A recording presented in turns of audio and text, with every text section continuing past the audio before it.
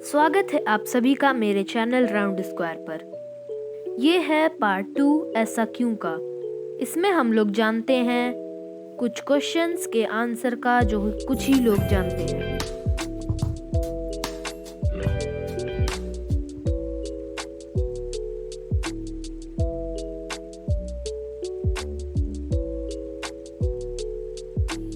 आसमान में जगमगाते तारों को देखकर हमें ऐसा लगता है जैसे वो अनवरत नहीं चमकते रहते, पल पल चमकना बंद करते रहते हैं। किंतु ऐसी कोई बात नहीं है। तारे सदा निरंतर एक समान चमकते रहते हैं। दरअसल तारों से छूटती रोशनी को हमारे आंखों तक पहुंचने के लिए वायुमंडल में विद्यमान अवरोधों का सामना करना पड़ता है।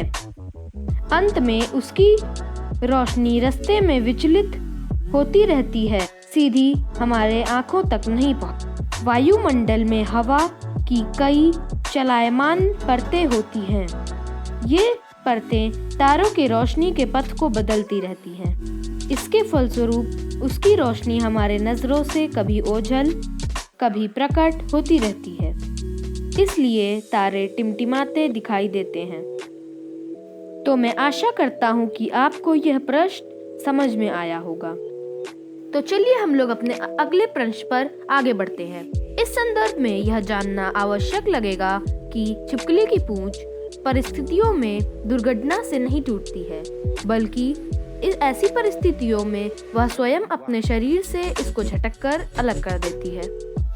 अधिकतर छिपकलियों की पूंछ इनके शरीर की तुलना से लंबी होती है और जब ये भयभीत होकर अपनी जान की सुरक्षा करने के लिए भाग रही होती हैं, तो दुश्मन का ध्यान दूसरी तरफ मोड़ने के लिए अपनी पूंछ को शरीर से स्वयं ही अलग कर देती हैं।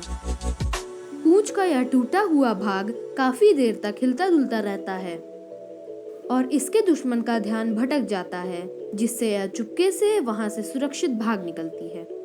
मजेदार बात तो यह है कि शरीर से अपने एक महत्वपूर्ण भाग यानी कि उसके पूंछ के अलग हो जाने पर भी छिपकली को कोई दर्द या नुकसान नहीं पहुंचता है और कुछ समय बाद ही इसके पहले जैसी नई पूंछ उग आती है, यानी कि नई पूंछ पुरानी जितनी लंबी नहीं हो पाती। सो आई होप आपको मज़ा आ रही होगी।